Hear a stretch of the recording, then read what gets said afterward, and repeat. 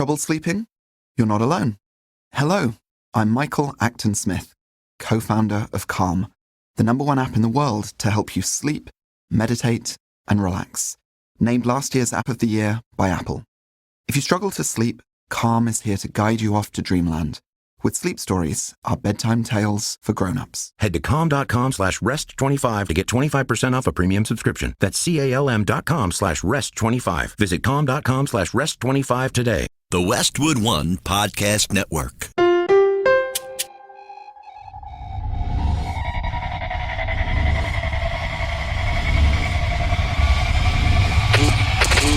Never Quit. Team Never Quit. Team Never Quit Radio.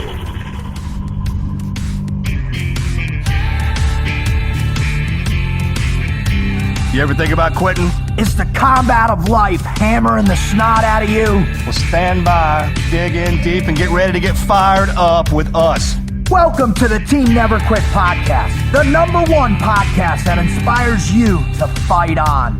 I'm your host, David Rutherford, here with Mr. Never Quit himself, Marcus Luttrell. Our mission is to help you embrace the suck of life, to teach you the values of working your ass off, and to interview the most hard-charging people on planet Earth. We know life is hard. It's time for you to suck it up, Buttercup, and let us teach you to persevere in every environment imaginable by sharing real-world lessons learned by those who never quit. That's right. It's time, Marcus, for us to help them defeat the negative insurgency in their lives. You fire me up. Are you ready? I'm ready. Let's roll. Let's roll.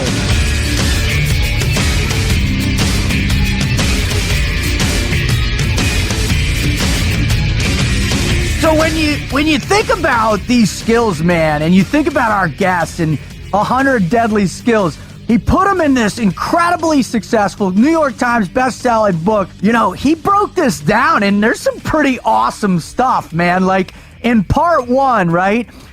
Create an everyday carry kit.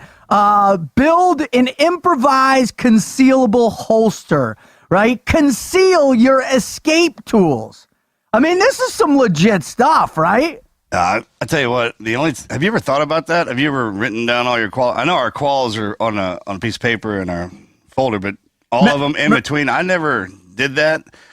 But once, when I was laying on that mountain by myself, I had to get back in there and tell myself what I could actually do. That is cool. I had to get ahead of myself before I even let out. Right. So now, what were the first things that popped? Because if there's not ever a time to have a skill set pop into your brain. Which ones were the first one that came right to the forefront of your mind? So medical. Yeah. BSI seen it safe, and I did and by the way, I spent all my time on Team 1, so basically I have one qual, and that's 18 Delta. Best and one. 3M. And 3M. Oh, that's first school you get, right? Yeah, right. Hey, you want free fall or sniper? Yeah. All right, 3M it is. I know all the OSHA standards. Right. So after I did an assess on myself, then it was clear the environment. Then I went through the armory. I went through comms, everything. Then I had to do the whole crawl over. Then the bouldering. I had to get in. I'm a climber. I can do this. All right. And it's just think about it like a small child has to crawl over those rocks where normally we would step upon. That's kind of where I took myself to. Wow. Yeah, it was one of those deals. And play hide and seek. Be quiet. Do all my sniper skills, but kids are extra. when you really right. Want to right, totally. And just, I really had to go over my back to scouts and land nav with the celestial, like what star and mountain ranges, do the resection. Oh, that's awesome. It took me a while to remember how to do that. I kept getting that wrong, and which direction the limbs are growing out of the trees, the shadows, and then what I could and couldn't eat, how fast I could go without pumping up my blood where I would bleed to death, what to touch and not touch.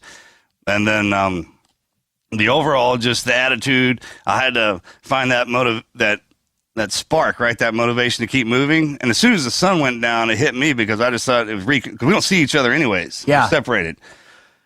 And it's only about, 15, 20 feet, but it's so dark and we don't move. So I never thought about the guys being dead. Couldn't do that. Because every time I'd turn around. Oh, really? I'd go back. No man left behind. Right. Oh, man. Or I'd just sit there. I didn't want to leave. Right. But they kept coming and coming. So eventually what happened was I'd move a little bit and then I had to move a little bit more because they started moving on top of me. Right. I couldn't go back. Wow. Did you ever get a sense like they had certain skill sets too? Like they knew how to track you. They knew what to look for. I mean, it is their backyard. It is. And that's what you can't, when you say that, I mean it. And their entire country is their backyard. They move around. And the problem was you couldn't express enough. Like, hey, if you think we would be in the best hide on the side of a mountain where no one can get, and we'd take this one rock and move it over but that just happened to be that dude's seat, right? It had been his great grandfather's, that's where he went to the toilet or something, right? And he comes up there he's like, hey, it's gone. I mean, something obviously moved it. And those guys, they're great mountaineers. They're great gunfighters. Any and all of the survivalist tracking. They got on my trail pretty hardcore in the morning. I think it was my blood trail. They found it. Yeah. At night, because I had to get rid of all my lights and all that. Most of them fell off of me, including my strobe, but I didn't even know that. And I remember I took my my wire from my Invisio that had snapped in half. So I took that and ran it through my IR chem lights. And I made the mistake of busting off. I really want them to find me. Yeah, right? you did. I took my peck off my rifle and hit that, and then hit that strobe. And I had, every time I would hear a rotor or an engine, I'd try to look at, man, dude, I was buzzing like a maniac. But then they would fly out, and I found this out later. I didn't know that, but they would actually, they saw it, right? But there was also some IR hits going. There was all kinds of false.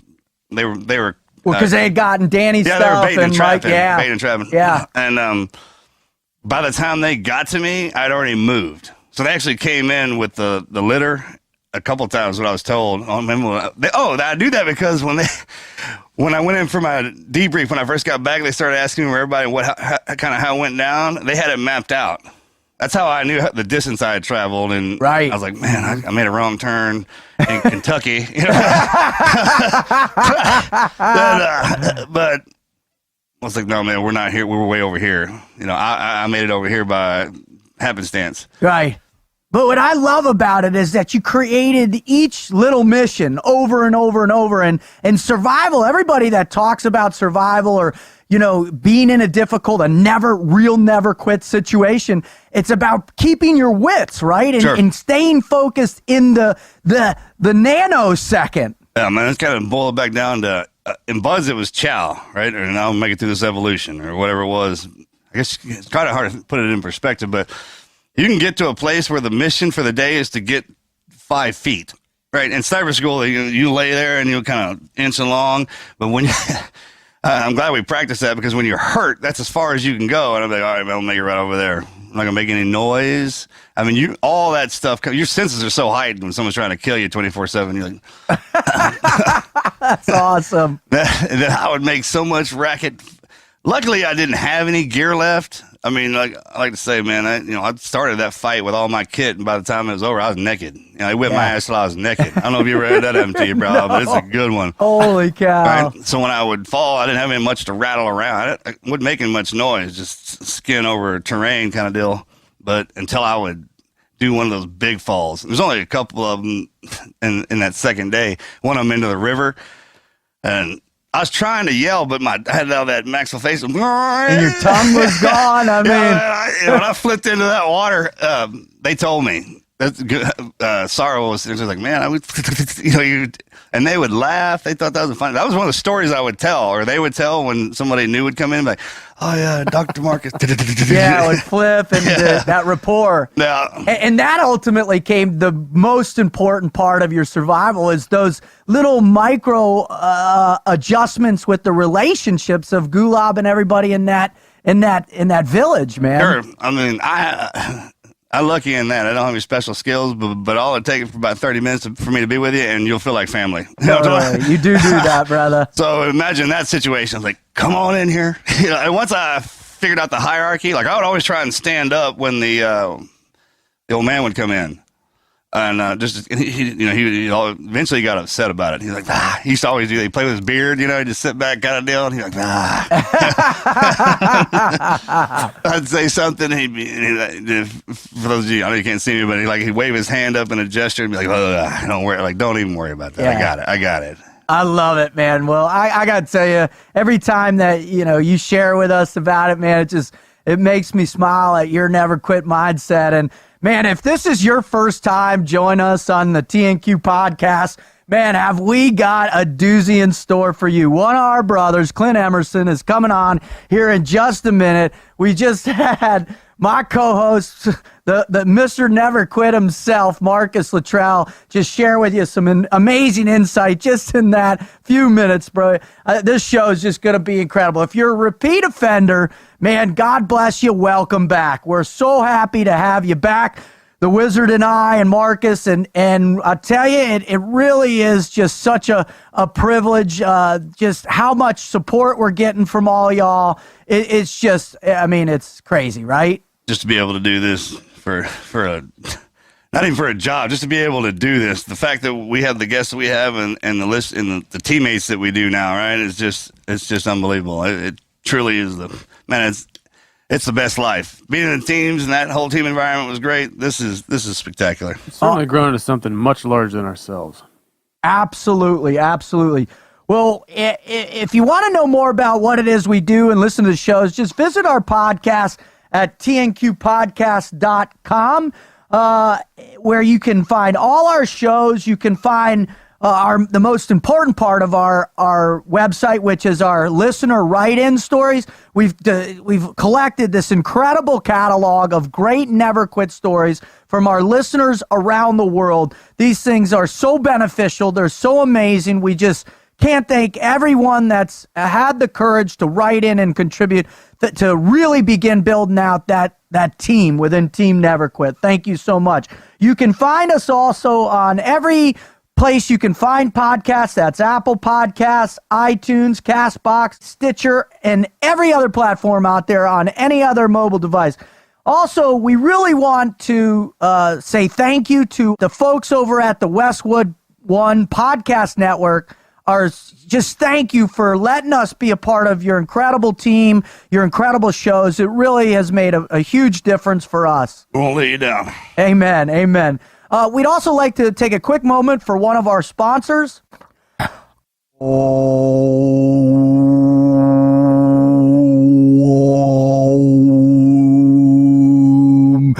I know what you're thinking. I see you looking at me. I'm trying to activate my third eye, man. I'm trying to hit that 6th level of consciousness. I'm trying to get to that whole meditative state that I keep reading about, that people, when they hit it, they have this incredible conscientious shift in their whole ideology, right?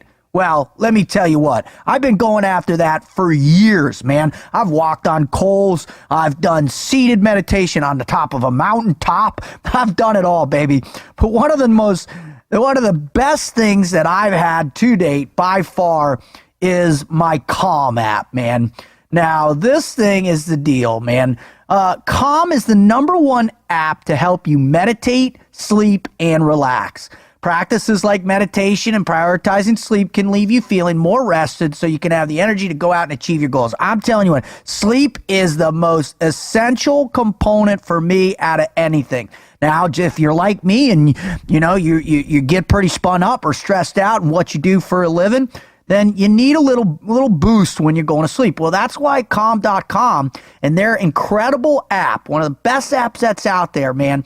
If you do this, man, you get this app, you will be dialed in. And if you head to calm.com/TNQP right now, you will get 25% off a Calm premium subscription, which includes hundreds of hours of programs, which included guided meditation on issues like anxiety, stress, focus, brand new meditation that they got daily, and I love this one called the Daily Calm, right? Now, think about it. Would you rather have me in your head trying to calm you down like, welcome to the TNU podcast, or would you like to have some killer Tibetan chai music on calm.com, right? On your killer app on your phone. I know what you want, right?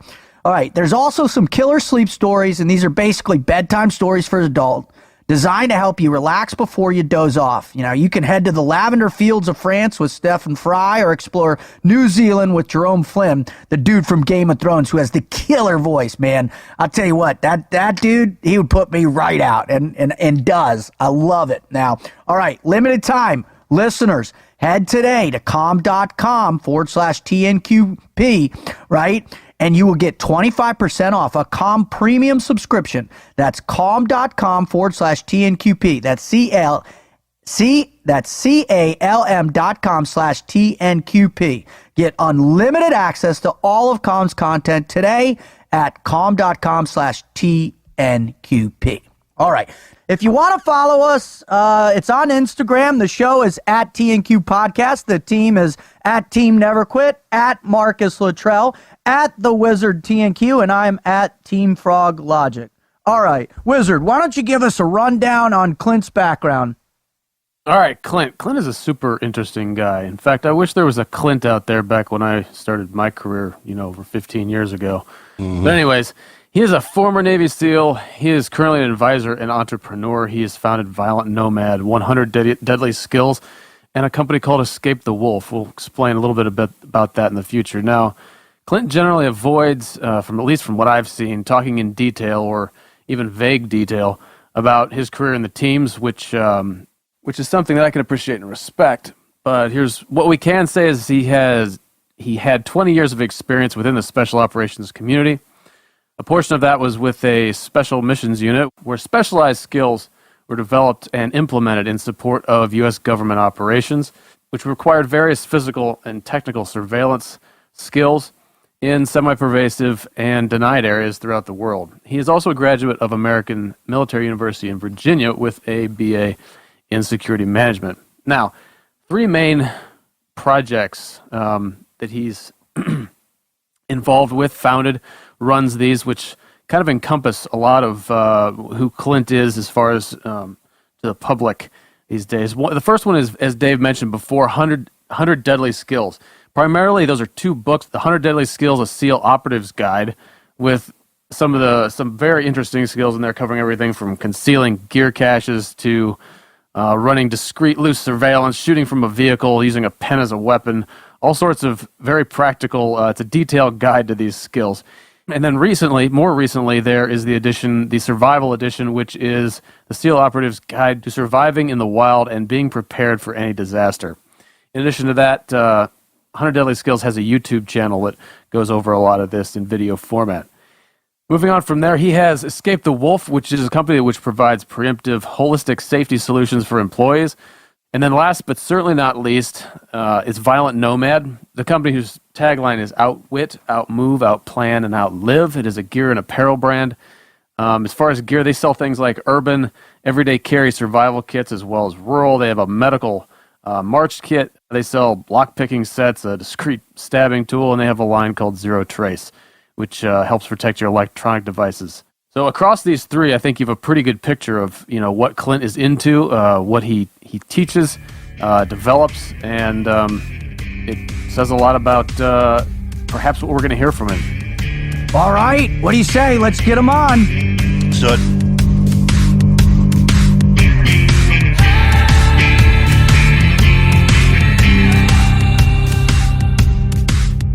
Okay, are you ready? Seriously, look around you. Look at your house. Look at your garage. Go to your back bedroom. Look in your gun safe. Look at your back seat. Are you ready?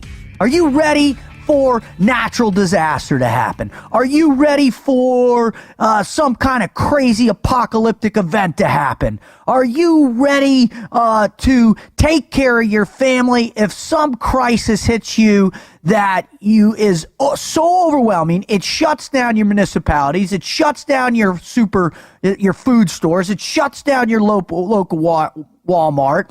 And I mean, and certainly you don't have enough Campbell's soup in your cupboard to take care of you and your family. So honestly, ask yourself, are you prepared? Because here's the deal. I'm willing to bet you're not.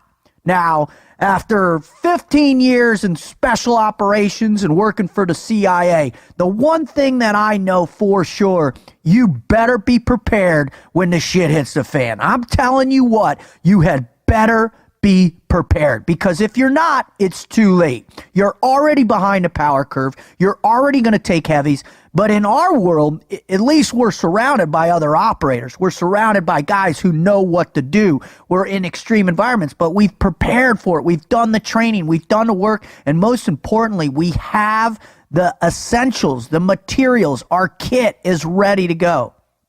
Is your kit ready? Now, I'm super fired up to that. We've partnered with one of the top companies out there in terms of preparedness, emergency, outdoor, you name it. The Wise Food Company, man, this organization is doing it right. Now, they are one of the top people out there by far for all different types of freeze-dried foods where you can, there's a 72-hour emergency kit you can get. There's a 1-month kit you can get. Hell, you can go big and get a year's supply of this food. Now, this food is guaranteed to last up to 25 years. And the other awesome part about it is, I'm telling you what, I've tasted almost all that they have. This stuff is good. It certainly beats the snot out of any MRE I've ever had in my life. That is a guaranteed fact, man. Now, they have great chefs. They really know what they're doing. I know the people that own the company, that are running the company, they are squared away. They care about their customers. They care about their clients, and they're going to put out the best possible product, all right? So, I'm telling you what, this week, listen up, our listeners, our TNQP listeners, can get any Wise emergency or outdoor food. That's right. If you're going camping this weekend, or if you're going to camping next weekend, you're going on a big camping trip. Hell, if you're climbing Mount Everest, man, they make outdoor food quality that smokes the competition out there. Easy, ready to make, in the pack. You just add some hot water, and you've got a delicious meal, a delicious amount of 2,000 calories a day, if that's all you want. Hell, you can go big on camping as long as you don't mind carrying the weight, all right? All right, our listeners, get any Wise Food emergency or outdoor food product at an extra 25% off the lowest marked price at wisefoodstorage.com when you enter TNQP at checkout. Now, here's the deal. Shipping is free, and there's a 90-day no questions asked return policy, so there's no risk in taking the initiative to get yourself and your family more prepared today. Do not wait for the next hurricane, tornado, anything, all right? That's wisefoodstorage.com, promo code TNQP at checkout, and get any Wise emergency or outdoor food product at an extra 25% off. That's extra 25% off, man. There's no other deal out there that you will find. That's wisefoodstorage.com, promo code TNQP. Marcus, let me tell you what, brother. When you get out there and you start to look for people from our community, right? And you start scanning the interwebs, and you start, looking for YouTube videos or following people on social media. There's a few of us that kind of always are lingering, but there's one in particular that stands out in a way that I think is really, really unique. A person that has taken their skill sets, has taken their experience, and really transformed it into a powerful teaching component, a way for people to address fear in a more palpable way, to address the challenges of the external world with a sophistication and a temperament that gives them the greatest capacity for success. And I'm telling you what, it's our brother here about ready to come on. Oh, yeah, I'm fired up about this one, man. It's going to be good. Well, the crazy aspect of it, and I talked a little bit about it before, is that, we have been mirroring each other, well, not mirroring, but we have skirted each other's existence through a mutual friend of ours, this guy, Jan the Man Lemon, the purveyor of cosmic synergy. And we've known each other, we've known of each other for he's so years cool. His now. real name is actually The Man. Yeah, Jan the Man Lennon, right? Anybody who names their child after the great John Lennon, right, and it has that musical virtuoso capability, right, is tapped into something. But we never never met. Clint and I never met. So the opportunity to finally get him on with us to share his story, bro, I'm telling you, I'm super fired up today. Let's do it. All right, let's do this. So here we go. Ladies and gentlemen, boys and girls, children of all ages, welcome to the Team Never Quit podcast, Mr. Clint Emerson. Sir, thank you for coming on with us. Wow, that's quite the intro. I think my penis has turned into a belly button. I don't really know what to say right now. But I don't even know what that means. That was the first response like that we've heard. Mine's like that all the time. Did I tell you we had no idea what we were going to get here? I love it. I love it. Yeah. Well, listen, that was Clint. a little intimidating, Dave, but I appreciate it. Thanks for having me. Oh, you're welcome. You're welcome. Because I knew I'd get a comment like for my penis turned into a belly button. You can't gauge that on most other human beings. That's what the power of your first response. Yeah, but from now on, when I'm standing next to somebody, I'm like, oh, right now, you know what's happening to that dude? It's going to a belly button. He's got two belly buttons. Double belly. All right. Yeah. Now, before we get going and really go down these rabbit holes, because I got a strong suspicion we'll be in some good deep rabbit holes. Yesterday was about titties. Oh my God. That's with double D. With double D titties. The D's. Clint, are you aware of the old flip-flop footwear that used to be called TIDDIES, titties? I'm not sure. I'm not fully read in on that, though. Yeah, The first kind of pair of flip-flops that had the tubing on it that went around behind your ankle. So after the flip-flops came online, these came, I guess it was in the 80s. We looked it up yesterday, and it had that rubber surgical tubing tied together over, so it went over your toe and then behind your ankle, and it was called titties, TIDDIES. I think I may have missed that. I grew up overseas, so I missed a lot of things that were the norm here in the States. So, and then, yeah, I missed a lot of stuff in my childhood. So, i.e. the violent nomad. i.e. the violent nomad. All right. No, All right. I'm going to have to send him a pair. Oh, wait. We got to first get sponsored by him first. All right. Well, before we jump into, the real heavy conversations about nomadic life and titties, we have to get limbered up. We have to get loosened up. And the way we're going to do that is through the Mad Minute. Now, this is not the traditional Mad Minute that you're probably aware of, that you learned with your former employees whatsoever. But this is the new kind of Mad Minute. This is the Mad Minute that allows us to move into a whole different realm of understanding of one another. So are you prepared to begin, sir? I'm ready. All right. Ready. Marcus, fire away. All right. Favorite quote? Ooh. Favorite quote?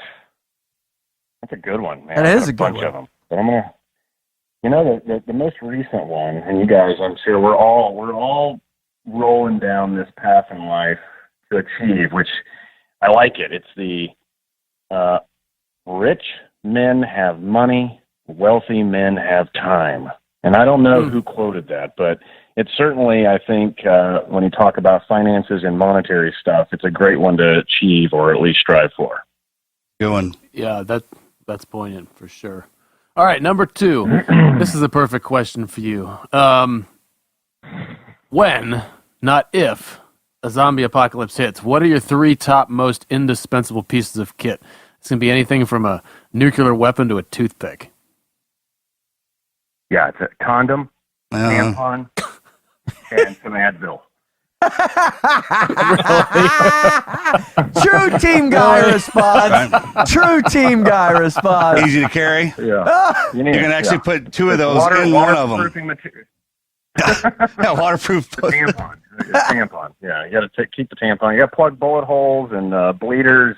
You need a way to waterproof things. Condoms are perfect for that, unless they have a hole, and we know how that goes. And then, of course, Advil. I mean, I get migraines all the time, so that's kind of a thing I have to take. That's something I have all the time. That's a life-saving piece of equipment there. Did you ever imagine that after 20 years at the highest level of serving this country, that Advil would be your greatest life-saving device? I guess I probably could have given you some more sophisticated No. answers, But the thing about the condom, we're all team guys trapped on a phone. right? The condom thing and the tampon, that 18, we're going through 18 Delta. They give us all this cool hardware and everything like that. But the best tricks I ever learned were the two that he just threw down. To waterproof and to stop water from flowing. Plug a boat with that thing, man. Yeah. Absolutely. That's funny the way in what they represent really in real life, but that's an absolute seriousness, man. That's how you know a real operator, when you go into their sleeve patches and they've got a box of condoms and tampons. That's how you know a dude is hard, right? All right. Next question. Here we go. Okay. If you could go back in history to any time at any period and participate in some great revolution, which one would it be? Jesus. I'd have to go with, on a serious note, I'd love to experience, the irreplaceable generation of World War II. I love, the stories of, old school Jedburgh teams and any of your Normandy guys. I mean, I think it's not necessarily revolutionary, but it's definitely a group of guys that, zero technology, their weapon, and they fought like no one has ever been able to duplicate or fight like that ever since. We've had the advantage of technology and all kinds of cool stuff from the sea and of course up in the sky and up in space that has supported us, but those dudes were just kind of just putting it out there and fighting truly for something they believed in. And I would love to go back and hang out with those dudes for sure. That's awesome. Yeah, amen. There are not many of them left, so they truly are. They're something else, man. Yeah, this summer is, the 75th anniversary of Normandy.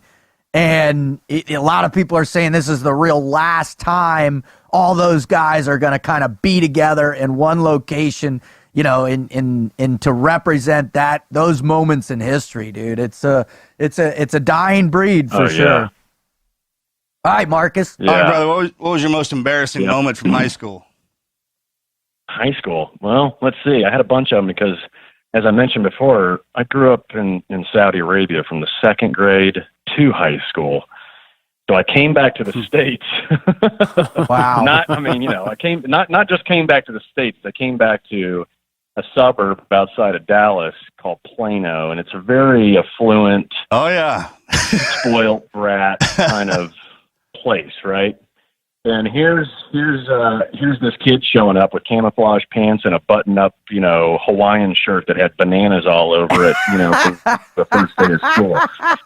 And I'm surrounded by kids wearing Z Cavaricis and some other shit I've never heard of before in my life. And of course, I had Z Cavaricis, man. Those are good. Yeah, they had the big flap over the front, and you could buckle it and different. I don't know. Oh man, 900 belt loops. More of a all that artistic. I don't know what else. I can't even remember the other brands, but I sure as hell wasn't fitting in. And the first day of school was a traumatic moment because I felt the eyeballs and felt everybody looking at me, and I knew I was not like the others, and I didn't really adapt. It took me a while to adapt to that. So yeah, that was probably the first one of many. What I want to know is, how are you already wearing the Mark I Motto team guy uniform off work as a kid going into high school? How'd you get that profound influence? Had I found that back then, I would have been in heaven. Parents would have been happy too. Yeah, I know. Not that much, right? Hawaiian shirt, board shorts, and flip-flops. No, cami pants. That was pretty much uniform of the day overseas. We were kind of about 3 or 4 years always behind growing up in that country because it's it's a closed country. They don't allow shit in there, Western culture or anything. So you just kind of left on your own to figure it out. Wow. All right. Give us one indication that Western society may soon implode, and conversely, an encouraging sign that it will grow and prosper. Oh my God. So many ways into that. This is all recorded. It's going to be in there in the cyber world for life. Nobody listens to our show, though, Clint. Don't worry, bud. Yeah. I mean, if you look at current times, that it's going to implode. I'd love to be just kind of very unpolitically, correct here. But, is that possible? When you have, I hate to get into politics, but I'm pretty much, I remain in like Trump neutral. So, in that gear order, right? There's drive and there's reverse. I just stay in neutral with that guy. But I certainly feel like there were times when that guy could definitely bring things all falling down.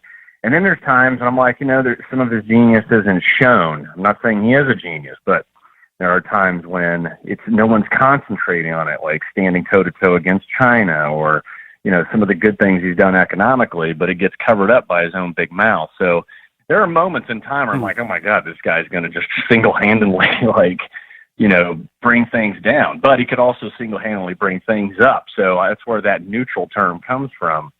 And he usually buries all his good deeds in his constant rhetoric, as we've seen on Twitter. But that politically, I think that's where a lot of people sit there and wonder each day, like, what the hell is he going to do next, kind of thing, and not realizing how something can help and just how it can hurt. Me coming from a world where the last part of my career was somewhat kind of like in the clandestine, covert stuff. You in the covert world rely on the overt political relationships that are built on the surface. And for organizations that work in that dark world, rely on the good relationships between world leaders. Because let's face it, we're all in the clan world. You're all working together to achieve the same thing, and you'll never know about it on the outside. Mm-hmm. Mm-hmm. And so you need the Brits, you need the Germans, we need all these people. And so from my optic, working in that realm, it's important for the presidents to get along with all of the people that we do rely on to do a lot of things that you just never get to hear about or see. It's all good, but we need that relationship up top that's overt to be solid, and so that we can still do the things we want to do around the globe. Well, there you have it. Well, that's a much broader topic for sure, but the brilliant answer, you answered both ends of that with the same answer. So what do you got, Dave? So my question is even more deep and powerful than that one. What I want to know is what was your best living environment as a new guy in the teams? Describe that living arrangement, the most fun, the most palpable, it's the one that you remember as like when life was perfect. Marcus and I talk about that 27-31, that first platoon. That was the greatest time and living environment. Oh yeah. Oh God, there's a bunch of them. I think if I had to go the earliest one, I'd have to default to 18 Delta short course. We were the last course in San Antonio. Oh, you made that one? I heard about that. Oh, man, I joined because it was in San Antonio. So guess which class I was? The next one. Yeah, then they moved it on to Fort Bragg. Yeah, it was, and we weren't living at, on Fort Sam Houston, and everyone had to get apartments and stuff, and this was right out of Bud's, and so there were probably 5 or 6 of us in one little apartment, Yes. And we've all been there, but the difference is it was just such a combination of dudes. I'd love to say all their names because you guys have all know them or heard of them, but it was sometimes sharing beds. You just never knew what was going to happen each day or night. Right. And you'd wake up each day with something new in the living room, something unique. Maybe it could be somebody or something sticky. I mean, you just never knew. So, but it was, and then on top of that, you couple it with all that medical training and medical gear. I remember coming home one day and a guy passed out on the kitchen table with an IV hanging out of his arm and a pool of blood. And I was like, oh my God. I immediately go over and shake him and wake him up, because he was just trying to hydrate in some drunk stupor and passed out in the middle of the process, and had basically an open line running all over the place. Backflowing into the bag. The backflow days, the backflow. Yeah, and of course, you're like, at the beginning of learning all that medicine, you're a little more hypersensitive to to what could go wrong, in that particular situation, of course. But anyway, I mean, it just. Every day, every night was something different. There's moments where you're like, what the fuck am I doing here? And then other times you're like, man, this is the greatest place on earth. Oh, yeah, man. It would hit you both sides. Like, and it's funny, you're right, because in the beginning, what you think is devastating medical injury has nothing to do with keeping this dude alive, right? Yeah. And, man, I walked out of my door one day, bro, and one of my PJ buddies was passed out in the breezeway. And he had his Ranger panties on, PJ panties on, and he had an IV in his staff. And there was Corona bottles empty laying around him, and he was laid in the breezeway like in a running position. And the bag, and the line was, it had backfilled and dried up. He was passed out there with a 1,000 cc empty bag of his blood now full of every day was something different, man. And when you're living with those guys, because everyone's doing something different, and you have this house, and it's like first one home gets the cool chair, you get the bed that night, and then in the morning there's like 9 cars outside, and it's a rush to see who get in the one that actually make it all the way to work. It's so much fun. Oh, I had the best of both worlds. I got to do, short course in Bragg, but my refresher in San Antonio, and I'd much rather pick San Antonio for sure. It was, right? Oh, yeah. All right. Go ahead, Marcus. Fire away, bud. All right, brother. If money wasn't an object, if it didn't exist, or all jobs paid the same, we can go that route, what would you be doing? Ooh. Geez,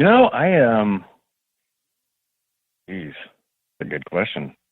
I probably would have just continued doing what I was doing, to be honest with you. I mean, there was a couple of factors. I think for me, it was once you get to the 21-year mark, I was like, all right, I wanted to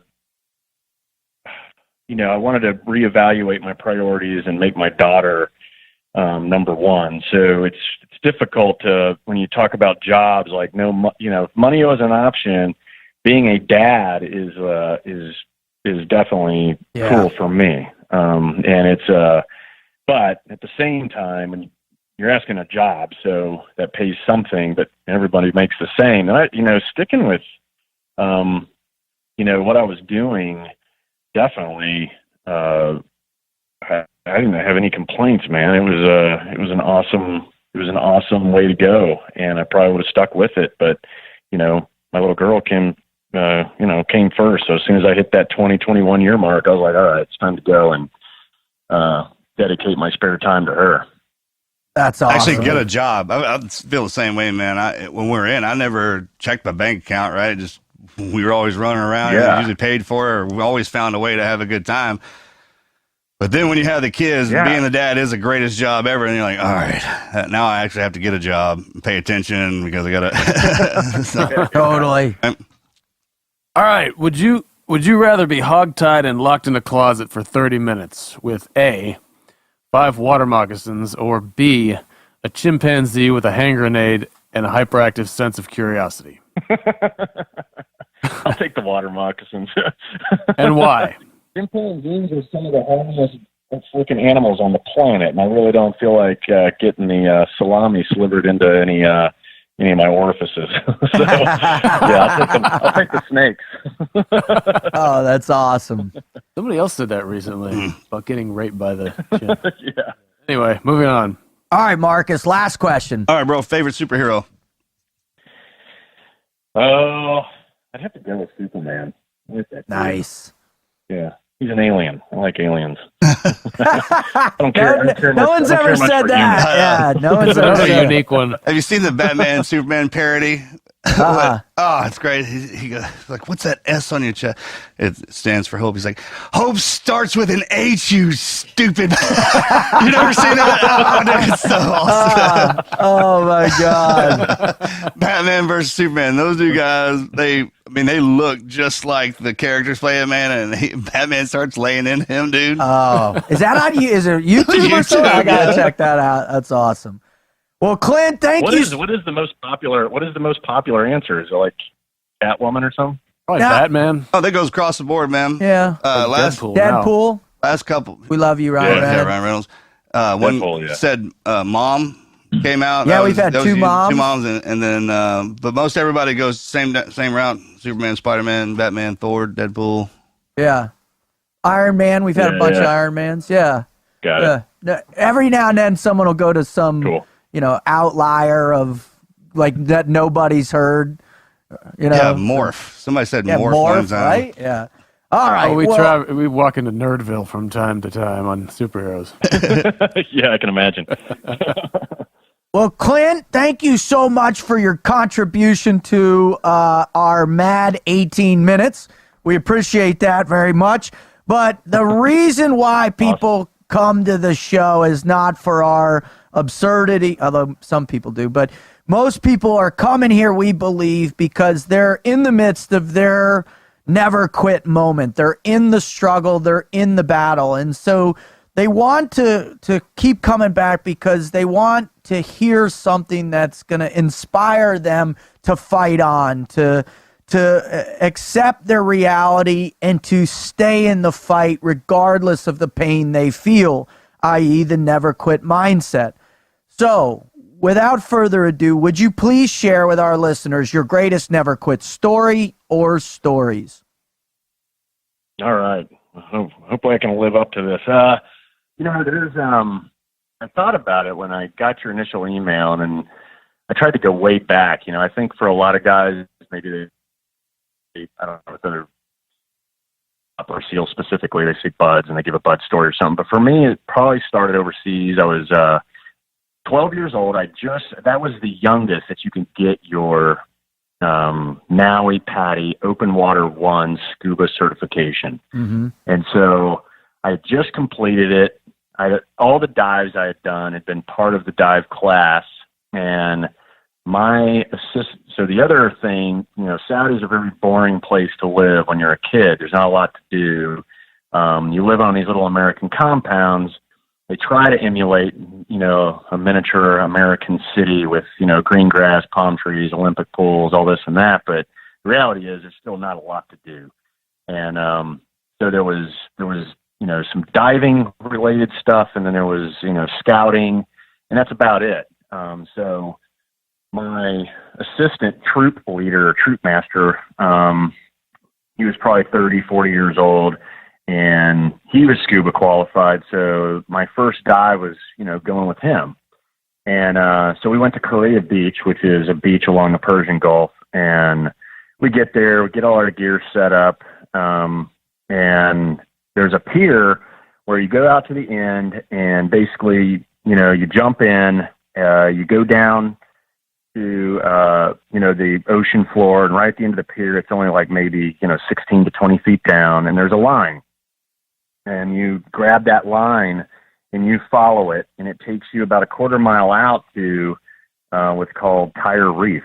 And it's a man-made reef of nothing but huge rubber tires that come off of these big excavation vehicles used out in the desert. We're talking tires that are, 15, 20 feet tall. Wow. And then there's your normal size tires, and there's hundreds of them that make up this tire playground, if you will. That's it. Yeah, I think it's probably like 30, 40 feet, give or take. I don't remember, but enough where you could go 60 for 60 easily. It's not an issue.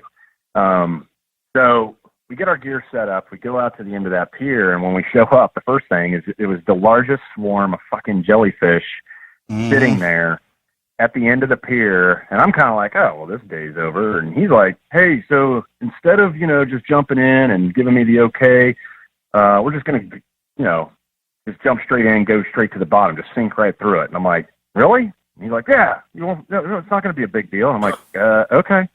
So, you hold your mask, you hold your shit, and you take your big step off and, sink to the bottom. Well, obviously, we know what's in the water when there's jellyfish. It doesn't matter whether you touch them or not. That water was just full of their little micro poisonous, Klingons that can drive you nuts. So we end up going through it, and for the fear factor, that was kind of like the beginning. Being a 12-year-old and jumping into a swarm of jellyfish wasn't exactly something I wanted to do, but I rolled with it. Just for, just to keep the day rolling. And plus, probably a little bit was ego driven, having this guy with me that drove me all the way out there and felt like we just needed to do it. So jump through the jellyfish, get down to the bottom. I'm already itching, stinging, around my mask, any bare skin, already uncomfortable. And we get, he's down, we're down at the bottom. It's a pretty sunny day, so he could see what was going on, and he wrestles up the line, and he makes sure I'm good. I get behind him, start kicking away and pulling along that line.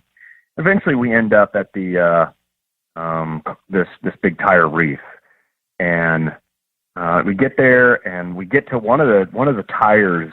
Well, there's several of them that are standing upright, and they look huge when you're underwater. And so we get up underneath the tire, and there's natural like bubbles that have formed from all the divers, I guess, that have come and gone, where they fill up the, that cavity inside of a tire with a big bubble, and then you break the surface, pull your mask off, and you can talk to each other.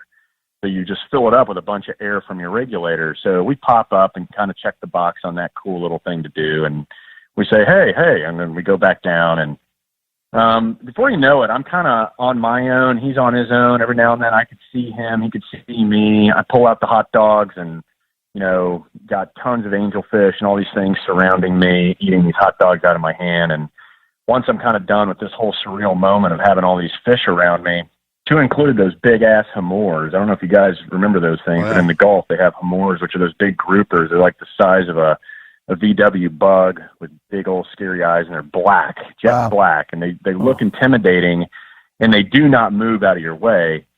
And so I'm getting distracted by all that, and then I look around, and I don't see him anymore. I'm looking like, where the fuck did this dude go? And so I'm thinking, he might be behind a tire, around a corner, whatever. So I'm kind of cruising and down at ground level, and on the ocean floor, searching, for him. I'm looking for bubbles. I don't see bubbles anywhere. And then I decide to kind of get up above the tire reef. So I ascend up a little bit, and then I start looking down, and I'm just trying to get a better optic, and I can't see shit. I can't see him. That was for sure. Now all of a sudden I'm getting like really nervous. So I start cruising around the tire reef looking for that line, and I can't find it. So now I'm, completely disoriented, have no clue where the hell that line went, and so I could get myself back to shore. And as you guys know, it's like you can the options at the time. I was like, I could surface, but I remember the guy doing my dive course telling me about surfacing and then look back down and not be able to go back to where you were, right? The currents, tides, whatever, everything, it's totally different. You take that moment to surface, then if you decide to go back down to join up with a party or a dive buddy, you will not find them. No matter how big a reef is, sometimes the ocean, it can turn into a needle in a haystack situation. Rapidly. Trying to find what was below isn't there anymore all of a sudden, Yep. And especially as a kid, I felt like, holy crap. And I still had a little bit of air left, so I kept searching both for him and the line, and couldn't find it. And finally I just made a command decision to surface and just find shore and kind of get my way back, hopefully. So I go up, break the surface, look around. Initially I couldn't even see land. That's how how far out this thing was. And it was that point where you had to kick, you could kick super hard in the first direction, I kicked really high to get my chest out of the water, just to increase my elevation enough, just so I could see land. And the directions, the first like 3 or 4 directions I looked, I couldn't see anything. And then, the panic kicked in, right? And then I flip around, and it's just a matter of getting that bearing, looking in the right direction. So took a deep breath and was like, all right, just hold on a second. You didn't go that far.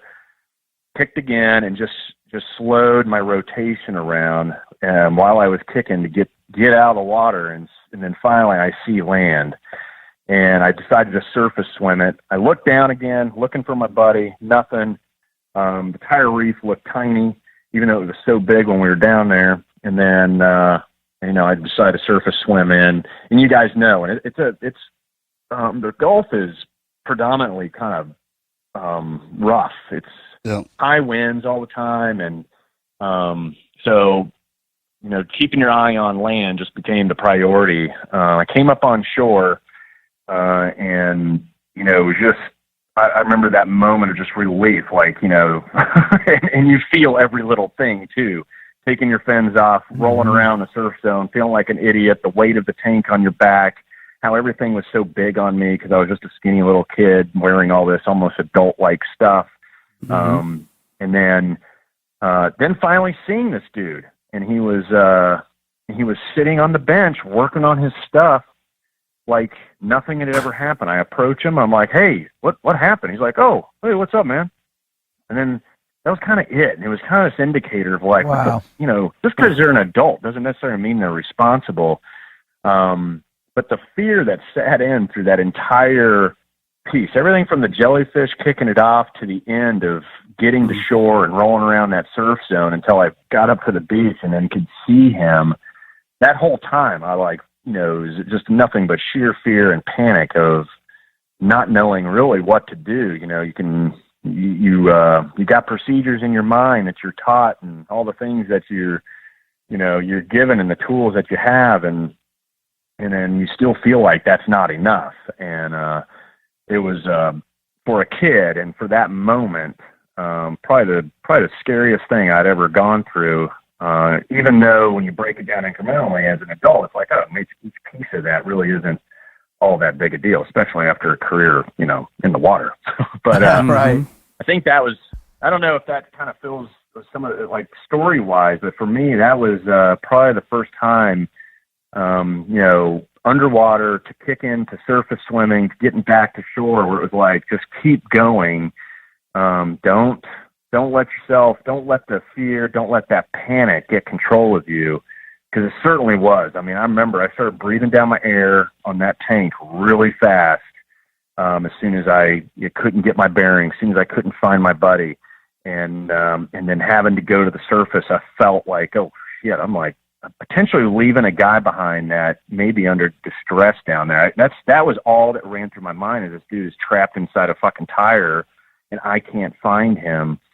And during that search phase and looking at all these tires and trying to figure it out and not seeing bubbles, was definitely an indicator of something bad. But all of that combined just was like, all right, just stick to, use your brain. Don't go with the adrenaline. Don't roll with the fear. Don't roll with all of that. And try to remain calm and just procedurally go through your checklist that, you're supposed to do. And then at the end of the day, survive and get back to shore was really the goal. So I think that was my first no quit, don't give up moment. The thing about civilian operations, man, is they don't buddy line up.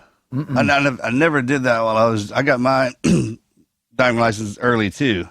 And they don't do that. I guess because they think they're diving in the daytime that you can't get turned around. Perfect example right there. And I've been in that same water. I came up out of it with the jellyfish around my regulator. I mean, so when those things are in, they're in there, man. You just can't get. Oh, dog, I forgot about that part. But it doesn't matter, since when you jump into the water, it doesn't matter if you're 12, 20, or 45, because it's a completely different environment than what we were born into. But humans are the only species you can throw in the water, a baby, and they won't drown. But if you're not trained in the capacity of how to navigate, move, and just be fluid in it, then it doesn't matter what age you are. It's going to go exactly like that. You know, people get in those boat wrecks and hang out there forever just because the cardinal bearings off once you snatch the land away from you. And it can literally be just like he said on the other horizon. And I've done that flutter kick too, the flutter kick for freedom, where you're trying to kick up as far as you can to get some eye line on it. And it's funny because the first time you go up, you don't see it. You go down and you come up even higher. I mean, to almost where your feet are on the top of that water looking for the land or somebody. Oh yeah. But it doesn't even matter. As soon as we go in the water, it teams, man, you're strapped to your buddy. Period. You ain't going anywhere out of a distance, because the length of that rope is probably the length of your eye line underwater at any given time, especially if you're close to the bottom. They start kicking up the dirt. And when the fish come around and catch your attention, it's almost like a test to see if hey, follow me. You know what I'm talking about? Totally. Because they got that down. We don't. Your compass is off underwater. It's for sure. Completely off. One of the things, Clint, that I'm hearing the most important for you was this pivotal moment in your childhood where you all of a sudden, for the first time, was able to experience fear in a way that it changed you. Can you talk about taking that experience and how it shaped the direction that you wanted to go as an adult? And because obviously, you know, you look at 21 years in the teams and doing the stuff that you do now, which is essentially helping people to manage their fear, to embrace it, if you will, to utilize it in under crisis or duress, not to shatter emotionally. So can you talk about taking that experience and where it directed you as a young man and where it took you in your life? Yeah. There was some paralleling experiences that took me down that path. One was, you know, I think like all of us, I had I was definitely lured by risk. I like it. I like taking risks. And it has certainly manifested from my professional life into my personal life. And you take risks in your personal life, I ended up divorced. I'm not exactly the greatest guy on the planet, but and certainly what makes a good, soldier doesn't necessarily make a good, guy here in the civilian world. But with all that, I mean, that's the path, right? I mean, for me overseas, growing up in that culture, call me prejudiced, call me racist, I don't care. Growing up there and having that experience as a kid and being treated the way that we were treated, I grew up, uttering under my breath and mumbling to myself as from 8 years old up that I'm going to come back and kill these people someday. And it lived with me to the point, to where when you do get to be an adult and you get back to America and you've got all these opportunities, my opportunity, I still stuck to what was ingrained in me when I was a kid. And I tell people this for a reason. It's not to single myself out as some racist idiot or an adult that can't see that, oh, that's a different culture and it belongs to them and you can't judge them by it. And when you become an adult, you realize all that, hey, what's over there is theirs. Just don't let it come here. I don't agree with it. Doesn't necessarily mean it's wrong. It's just what they've known for centuries. And we were the visitors in their country. So, I can't, I may not like it, but it's their world. And so as you grow up, you realize that. But when you talk about, getting off on a little bit of a tangent, but when you talk about, terrorism, I always relate it. We've rolled into a lot of places now, and those little kids looking at us, I remember looking at those kids and I saw myself in them because I felt like,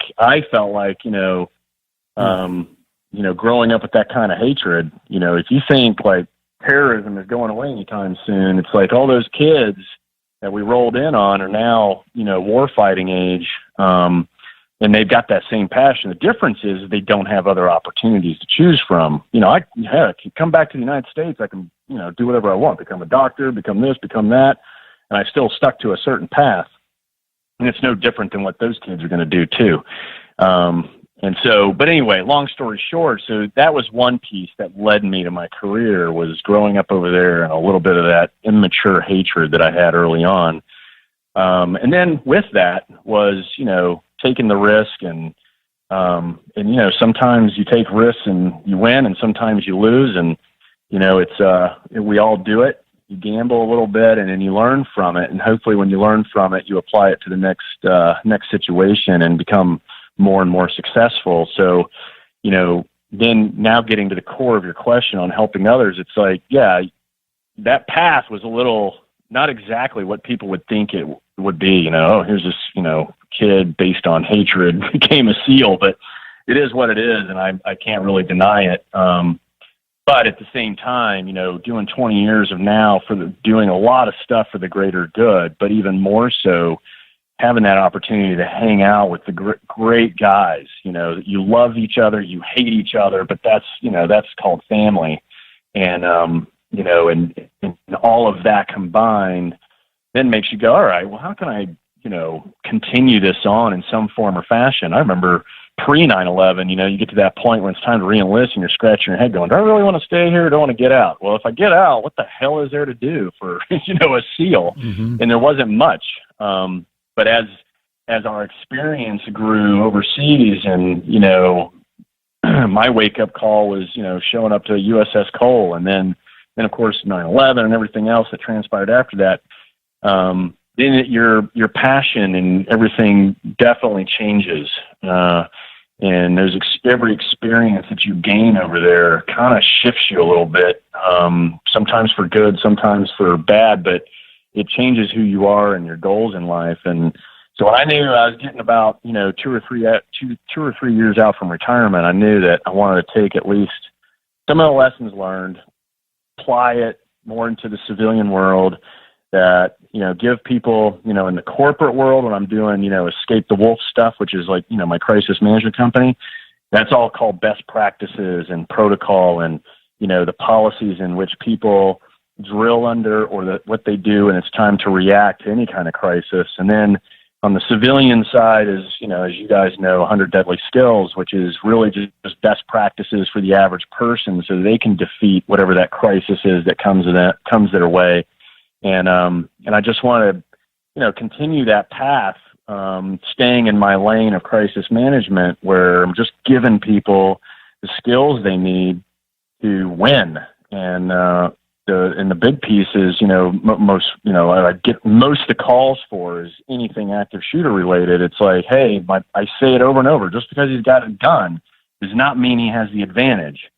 And I try to get people to understand that and start living it a little bit and start reacting. There was an FBI study done years ago that when during the Mumbai attacks, and the Americans that were in one of the more Western hotels, they asked them, like, what did you think your options were? And it was either die or be rescued. And so ever since, seeing that and hearing it, and then all the other events that you hear about where people would become victims, I was like, fuck that, man. I want people to be more self-rescue oriented. I want them to be more self-reliant, rely on yourself, rely on knowledge, experience, and gut instinct, and know that you can win. It's not over just because the guy's got a gun. He cannot cover his 24/7 while he's shooting. His flanks are wide open. He's got tunnel vision. He's got adrenaline going. He probably doesn't even see you because he's focused on some other target. There's plenty of opportunities for you to take that fucker out. You just have to do it. And so that's kind of what I push so hard on now. And it's not just active shooter. I just use that as an example because it's so prevalent these days. But that's really it. I think that's probably more than you want to know about me, but that's kind of it. Well, I think, what I'm hearing is, this progression of the understanding of fear, right? The acknowledgement that we're more afraid to take risks because we lack the skills in order to mitigate that risk in a way where, we're not able to act or experience.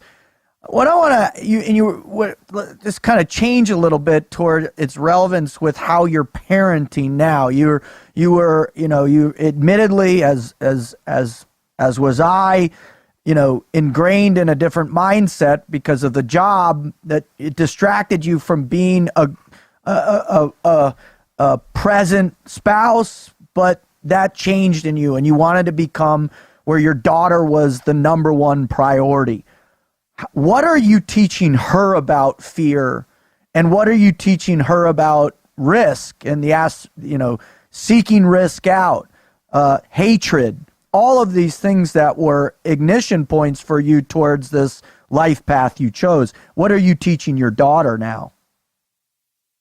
Yeah, it's I sing a different note now. She'll say, "Oh, I hate going to practice." I'm like, hate is a strong word. Anytime she says the word hate, and a lot of teenagers use that word all the time, and they have no idea that it is powerful and it's a strong word. So I'm always correcting her on that. Like, you don't hate it. You don't need to say hate. There's no such thing as, especially when it comes to training. She's a competitive cheerleader, so it's like they train constantly. But that's probably the number one thing is I don't want her, thinking or looking at anything the way that I did. It was a different circumstance. For me, I was getting beat up by 20, 30-year-old Saudi men on a regular basis just because I was a Westerner, and my Canadian and British friends. But, there was a lot of other things going on that bred that little bit of hatred. And of course, once you become an adult, you go, all right, that was just the way it was then, that was just the way that's the way it was there. And it's not that way here. We've got it made, here, and these kids have it made. So I make sure that she, respects everything that she's, got going on. And I do tell her a lot of, stories that I think relate. The best way to relate to a child is you got to kind of almost go back in your database and pull out those significant moments when you were a kid and then kind of communicate it in a way where they get it. If you do the adult route, it doesn't always work. But respecting fear, we talk about facing it. For her challenges these days are nothing like what I experienced when I was a kid, but and I'm not saying I had it bad. It was just dealing with, a bunch of pricks, really. So she doesn't have to deal with any of that. But it's her fears are like if she's got to, go from doing a full to adding a twist to it, and and running down the tramp to when you first starting into a big sponge pit. It's like, okay, that's her fear is like how to the body mechanics, and afraid that she's gonna basically not stick it the right way and end up, either injuring herself or just the frustration of not getting it the first time or the second time or the third time. And, but we talk a lot about, those at a macro level, like, you have to respect fear. It's good that it's always there because that's what keeps you in check with whatever it is that you're trying to do. And some of that goes over her head, but I feel like, redundancy is a good thing when it comes to raising kids. You just keep saying it, they'll get it. They're going to have that moment when the light bulb goes off and they're going to remember, oh, that's right. That's what Dad said. Now I get it. And that's kind of the goal, right? Is you just keep, reinforcing that. That's why I always tell, like, hate's a strong word. You don't need to say hate because I hate getting up early. I hate doing that. It's like, just switch it to, I really don't like it or something else. Right. But, right.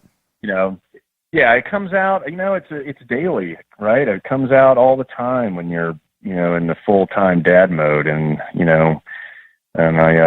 you just gotta just stay on top of it. And I always tell people, we're not raising kids, we're raising adults. And I think some parents forget that you're raising an adult, but they kind of get stuck in the mindset of that they're raising children. I'd do the same thing and get off the level of when you're trying to explain something or you're correct, the team guy way to do it. You're straight up front forward because you don't have time to church it up. But I went back into my mental Rolodex too when I was that age. And if you try to explain an adult manner down to the kid, they just see that as the adult and it shuts them down or the fear or whatever it is. But if you're down explaining it on their level, then it absolutely helps. I believe in that wholeheartedly. I mean, my dad always says, like, I'm not your friend, I'm your father. And I never understood that till I became one. And the reason being because we do a lot of dumb stuff with our friends. If we're doing something, I'm going to be doing it. And, sometimes my kids will do something and be like, hey, man, that was awesome. Don't ever do it again. All right. And this is the reason that we were talking about the dishwasher the other day. If load the dishwasher a certain way, it's not working. And then you'd be like, hey, man, look, this is exactly how I load it too, but apparently it messes something up. So let's break this instruction book out and learn. This is how I think we should do it. What do you think? And you give them the opportunity to make the decision the right way in front of you, and then they are teaching you. That's kind of how I had to do it. I was like, and then I'll make this to where they understand, to where it looks like they're teaching me something, so I'm not coming down on them. And because of the way we are, man, the way we have to, medic route especially, is like, you're going to have to do this right now, and it's boom, boom, boom, boom. And stepping away from that, absolutely. That's a great part about kids, man. They allow us to come out of that, to pull away from that last part. Yeah, I'm with you, man. It's fun too. You know, you're trying to influence in a positive manner on a regular basis, and not, you know, letting your amateur team guy side come out in front of them too much, and then you know, hoping they turn out. But I think most team guy kids are like pretty level-minded, level kids, and they get it early on. My daughter's basically a PhD in adulthood at this point, learning from all my mistakes. You know, especially in the divorce world, man. I'm 7 years in divorce world, and she sees me, you know, make all kinds of mistakes, and then we talk about it, and you know, we're on a team together, you know, and we're a package unit, and we're just getting through it. Awesome. Yeah. One of the great challenges, I think, that a lot of guys that have served in the capacity with which we've served is making the transition into into that civilian sector, and to take these in our minds very clear these clear ideas or concepts of how we interpret fear, how we interpret risk mitigation, all these things. But what I've seen across the board is how challenging it is to teach those things to civilians, based on the varieties of good or bad, how they've been influenced based on their the cultural and or there's their regional or national cultural influence or organizational cultural influence. How do you best do that with the people you're working with? How do you how do you better associate your knowledge with how they learn and perceive fear? That's a good one. There's a lot of gain a lot of ground knowing your audience, and so I feel like, and sometimes that isn't because I'm not doing a ton of research all the time. I've learned to be better about researching beforehand. Some of it's through trial and error, where you can just use a word, and all of a sudden you've just lost them, and that can be for the good, for the good or for the bad, one way or another. But you can, use one word that all of us on the phone think it's use, and suddenly it doesn't. But I think one, knowing your audience, and two, specifically what you're asking towards, communicating to them about fear in the civilian sector. I mean, I have the advantage, in the crisis management world, to just use current events that's happening, out in the civilian world, whether it is that shooting or, there's wildfires, or any of the natural disaster, man-made, valuable medical events, any of that kind of stuff. It's definitely easier for me to relate to them because they're reading and hearing about it all the time. But when it comes to facing it, I try to express to them that you have to calibrate, you have to sensitize your mind to whatever it is you fear. And for what I teach, it's all about what ifing your environment, whether it's as a family, you're sitting at the dinner table and if this happened right now, what would we all do? And you turn into a conversation. And what happens is when you talk about it and everybody starts thinking about it, then it certainly makes it a lot easier to act out whatever it was you discussed, that plan, when something bad happens or when that fear comes along.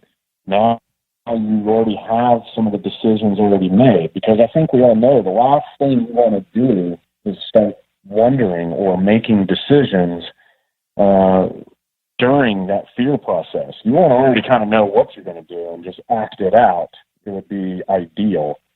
So I tell people all the time, you got to sensitize yourself through, knowledge, experience, and instinct, and, mentally run through scenarios in your mind on a regular basis and walk through what you would do and talk about it with colleagues, your family, whether it is that active fear or that tornado coming down the road in 30 seconds.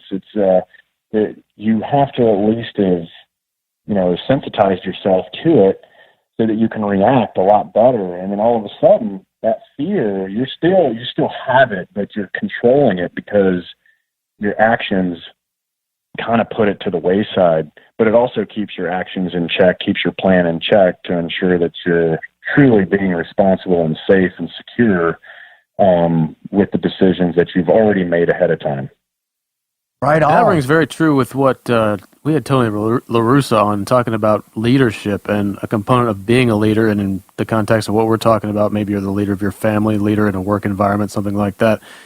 And the value of a leader being someone who is already, it's not just making the decision in the crisis point, it's prior to that in the preparation before reaching that of knowing what to do and having thought through that and knowing that when A happens, B is going to be the course of events. So that really rings true. Yeah.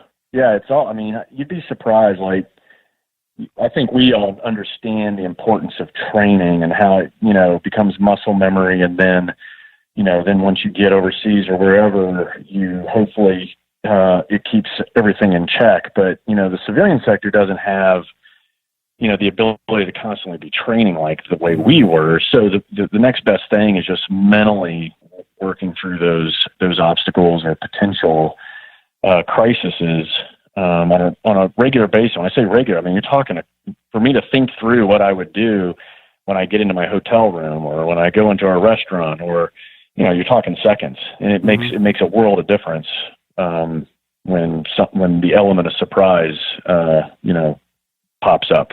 For sure. Yeah. Well, when I hear you talk, Clint, I'm for us it's second nature, right? And what's interesting, it becomes a natural progression of our own stress inoculation through being able to address these core situations and manage fear, and to where we can effectively engage in whatever mission we put in front of us. But when you take a step back as a civilian, they look and hear us talk about it, and they're going to look at you and say, you're out of your mind. You're crazy. I don't want to, that's not my world. That's not my life. I can't relate. Now, the name of your new book is The Right Kind of Crazy. Can you help us, there's the jeopardy of being the tinfoil hat guy. Yeah, right? Yeah, exactly. The wrong kind of crazy. Right. Well, I've got a great story about a dude in the teams who used to wear tinfoil hats and stuff, but that's a whole nother story. But can you help us understand what that means and why you wanted to be labeled like that in this new book you're putting out there?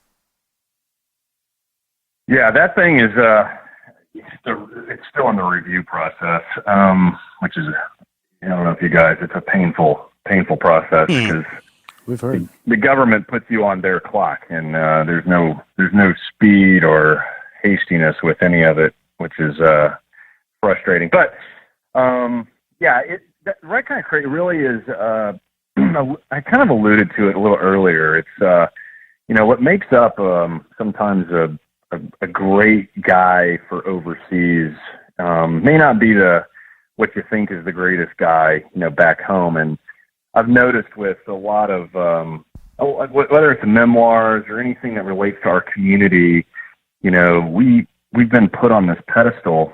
And so right kind of crazy really is just humanizing a little bit of me.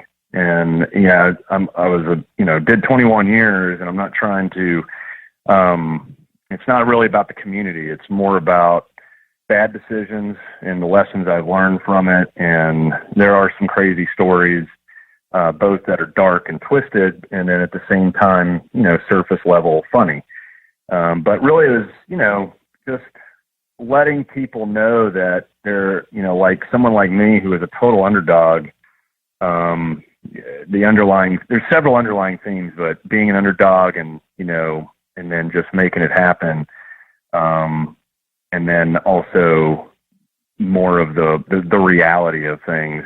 And, I tried to do something unique where, you have to give up a little bit about, your SEAL life, but I tried to keep that minimal to get to like the juicy stories that we've all lived and breathed that are funny and some that are sad.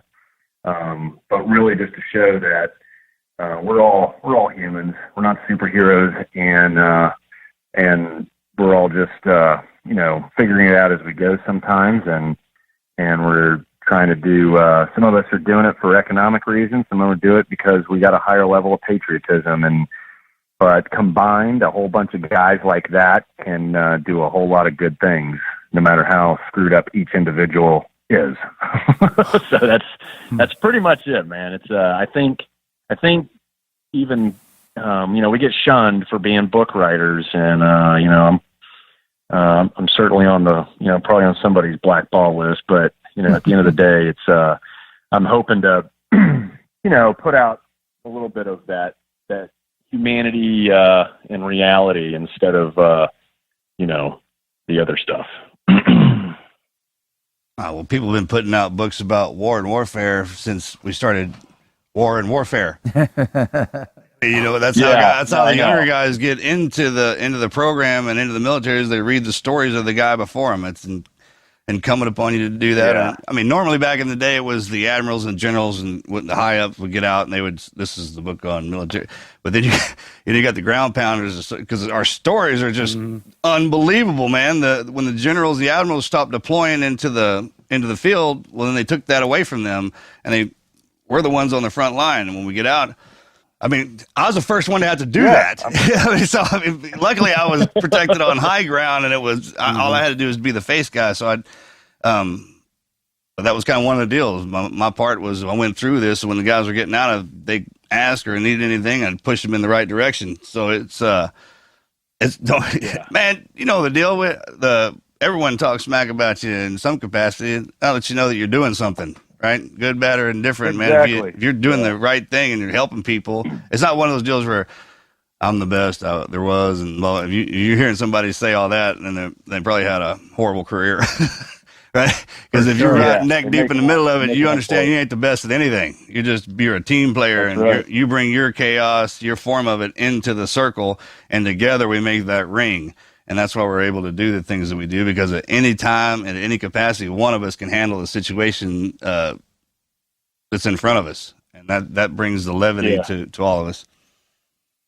No, that's a good point. It's like I definitely had focused on how I feel like if you always feel like the new guy, then you're doing okay. And I certainly always felt like the new guy, no matter where I was or what I was doing. And I think it's a good way to personally just to keep yourself in check, your ego in check, all that shit, because no one's got time for that crap. America loves the underdog, and I think a lot of Americans can really look at their situations and whatever they might be as hey, I'm in this underdog situation. There's a lot of things around me that are outside of my control that are keeping me locked into this one pathway where I'm not gonna learn how to take risk and address fear in a way. Can you describe why you label yourself as an underdog and what the underdog mindset can ultimately bring to life if you learn how to take greater risk? It goes back.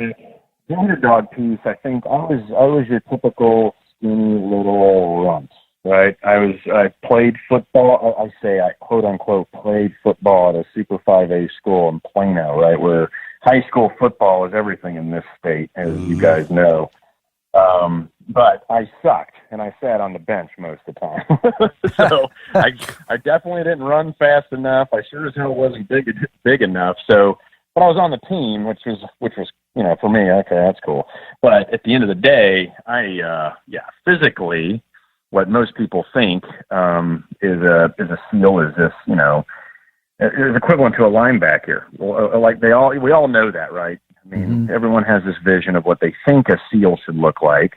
Until they meet some and they realize we come in all size, shapes, and forms. So I'm certainly one of those that, especially, coming out of high school and then going into college and joining, and then joining the Navy. I certainly had my fair amount of people, my closest friends and probably hell, my family were like, there's no way he's going to make that. There's no way. The guy, he's just not, doesn't look like the part, but you realize, when you're standing, cold, wet, and sandy very quickly, that it's not about size at all. It's not about much of anything other than your passion, your drive, your heart. And if it's in there, then you're going to win, and you're going to do whatever it takes to win. And I think that's part of being the underdog. And when you know that you've got everyone looking at you like there's no way you're going to make it. It's just you can let that push you down, or you can embrace it and take all that energy away from them and use it for yourself and drive to the top. And then once that train leaves the station, then you're fucking long gone, and people are going, holy shit, that guy actually did that, and he actually pulled it off, and he's and it becomes for me, it became a natural, fuel from there on. Like, tell me I cannot do it. Look at me like I can't do it. And I will do everything I got to prove you wrong. And not just do it, but try and do it, more successful than the next or whatever. And then the reality is when you look at if you put all that, okay, I'm going to do it better than anybody else. If you actually put that on a scale, I'm fucking mid-pack, sometimes in the goon squad. So, but that my level of putting out doesn't always mean I'm at the top. It just means I'm getting through it. And, it's my form of success, not necessarily what everyone else would label like this great achievement or anything.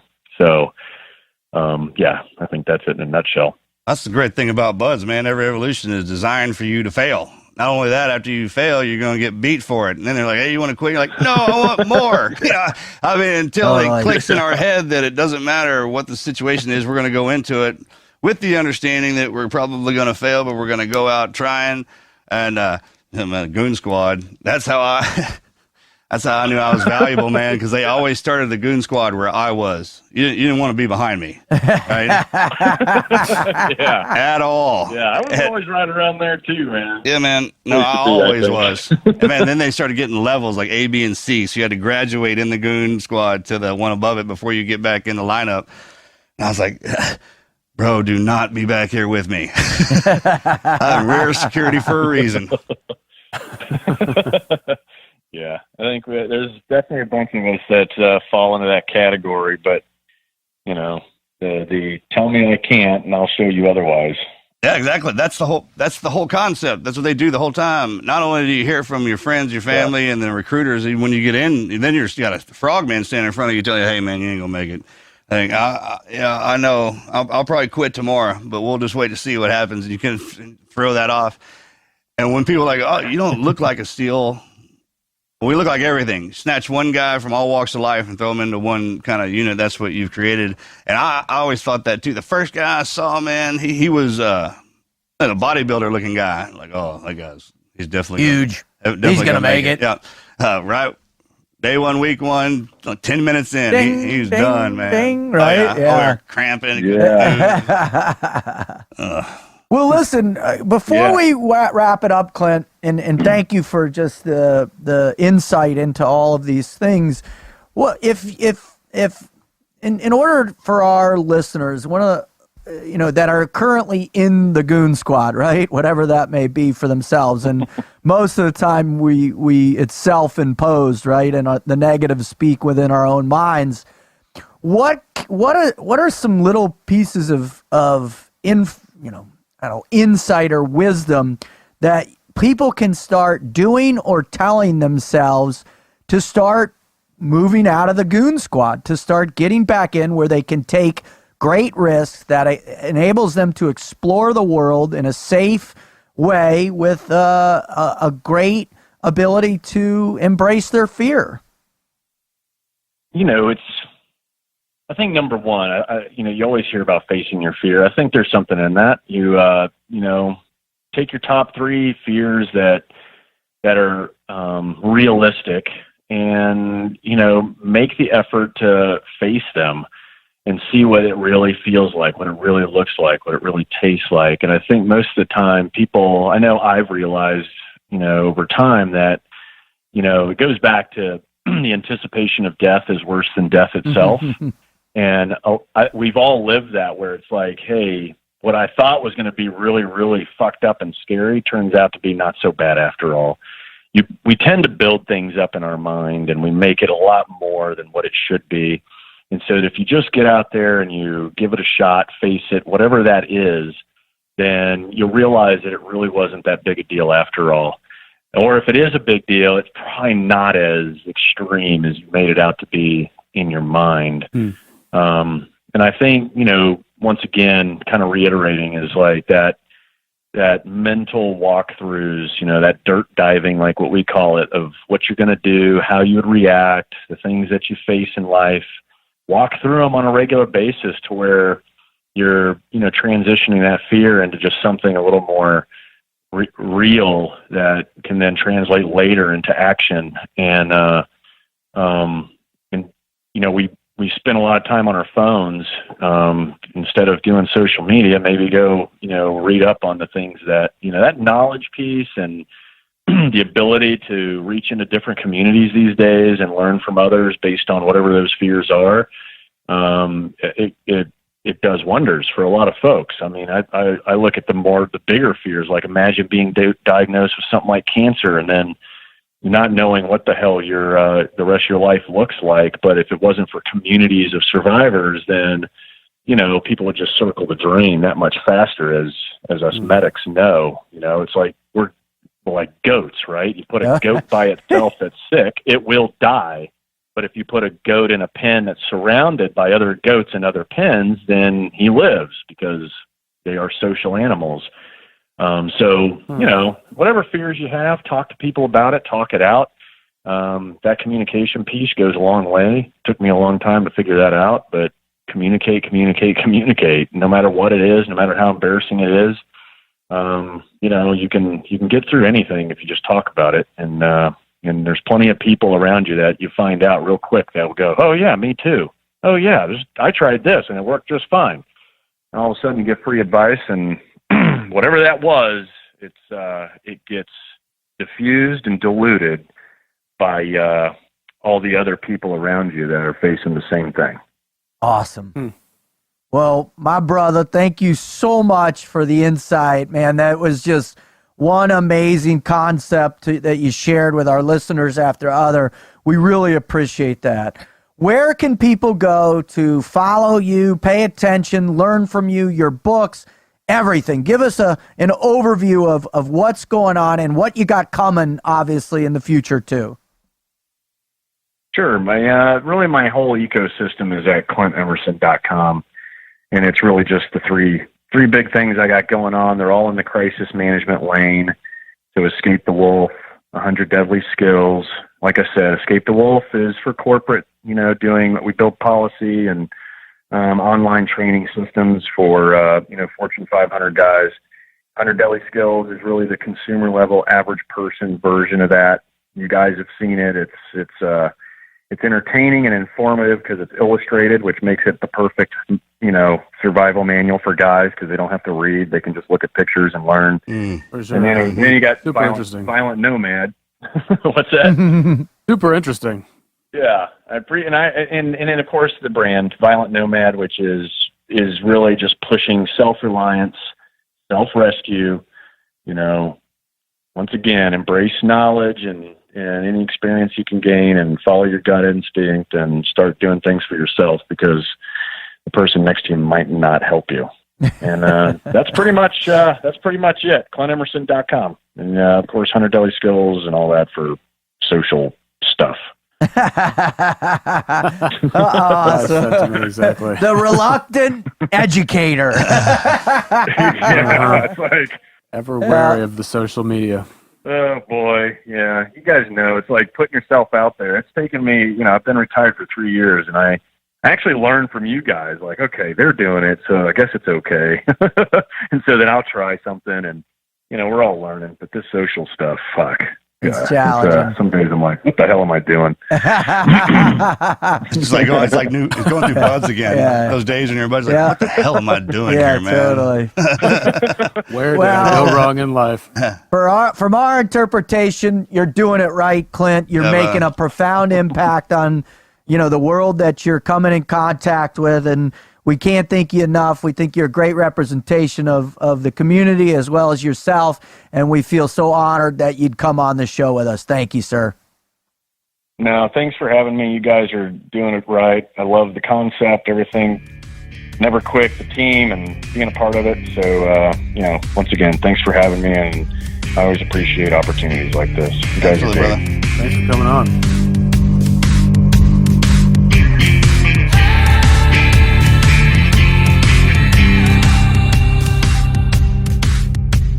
Before we move on, here's a quick word from one of our great sponsors out there. Now, are you a small business owner? Seriously. And if you are, there's no doubt that you need help managing your cash flow, hiring employees, purchasing inventory, hell, even upgrading your office space in order to get the growth you need, man. That is where we all have been. Hell, I've started 6 businesses and failed because I could not get access to the dough I needed. Now, getting access to capital is incredibly challenging and time-consuming for all small business owners, right? Because you go to a traditional bank out there, what do? They want to see 1,000 documents. They want to know past performance, track history. Hell, they want you to mortgage up the soul of your mother-in-law. Man, that's just crazy, right? Now, they'd rather do work with the bigger, more established businesses because why would they ever want to take a risk on a highly motivated, fired up, driven individual who's trying to pursue a dream? Why would they want to do that? I don't know. Okay, so here's the solution. On Deck. Now, On Deck is 100% committed to small business owners with fast, easy, tailored financing. Get funding as fast as 24 hours with term loans up to $500,000 and lines of credit up to $100,000, none of which require business collateral, right? You don't have to sell your soul for this, right? Now, the application process is simple and won't impact your personal credit. That is massive. Every time I ever went after loan, they wanted to tack onto my own personal stuff. They wanted to garnish my wages, if you would. Now, On Deck delivers some of the best customer service with their U.S.-based loan specialists and has an A-plus rating with the Better Business Bureau. Now, listen up. They've lent over $10 billion to over 80,000 small business owners and carry a 9.8 or 10 rating on the Trustpilot. And like I said, A-plus with the Better Business Bureau, all right? On Deck is the secure financing service that business owners everywhere can truly rely on. All right, now here we go. If you are a small business owner and need access to capital immediately, then go to ondeck.com/TNQP.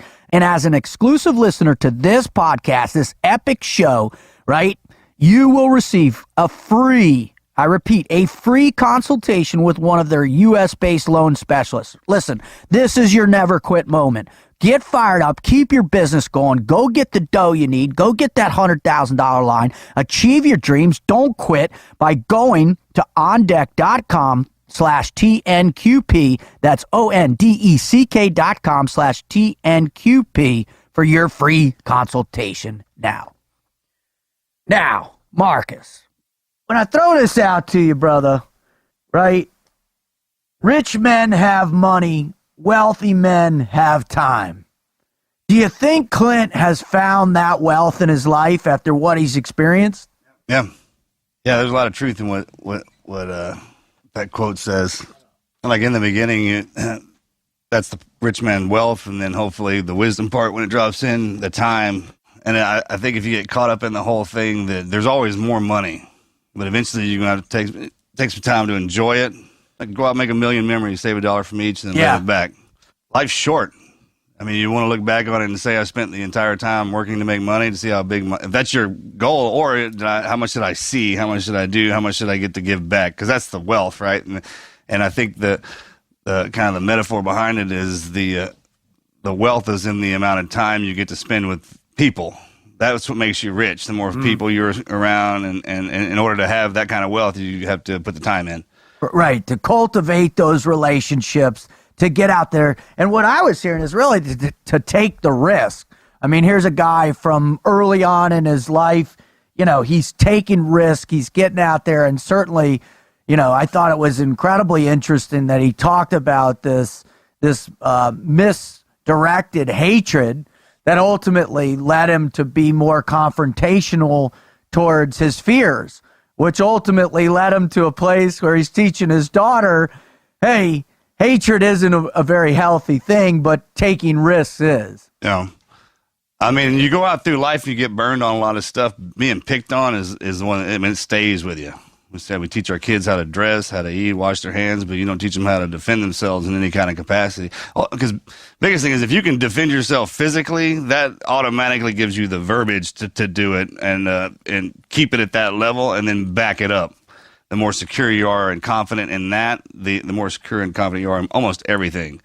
Because eventually that's what stalls everybody is the fear in some capacity. And it usually happens when you're doing something with somebody else and they're competing for the same thing. And then that's when the dominance comes up. And at any point in time, you haven't trained yourself in those kind of capacities, man, and they're going to above it. How did you make the leap from him dealing with immature hatred, going to the point he said, I'm going to come back and kill these people someday, to confronting your fears and turning that into something constructive?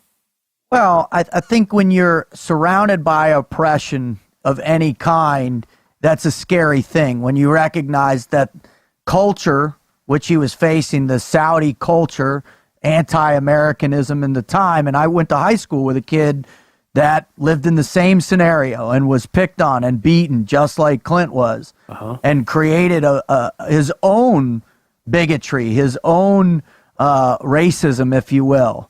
Right? I don't know if it's race, more cultural, hatred, I guess was better. Those are the words he used, but at some point he was like, man, I'm going to go and address this in a deeper way. And he chose to do it by going into the special operations community. I mean, that's a substantial step to take. Most people that are oppressed don't, go out and train themselves to be these master warriors against different cultural adversity.